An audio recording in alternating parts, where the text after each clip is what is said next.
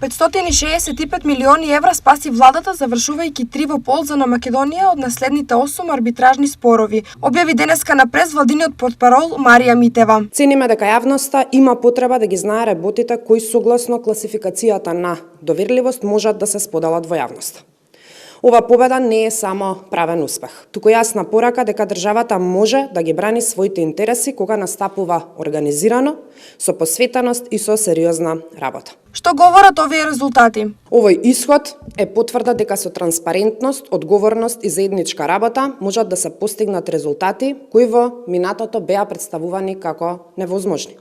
Секој позитивен резултат ја зајакнува довербата во институциите и ја штити државата од непотребни финансиски и репутацијски штети. Целта на владата со ова е многу јасна, потенцира Митева. Нашата цел е едноставна, да ја заштитиме државата, парите на граѓаните и угледот на институциите.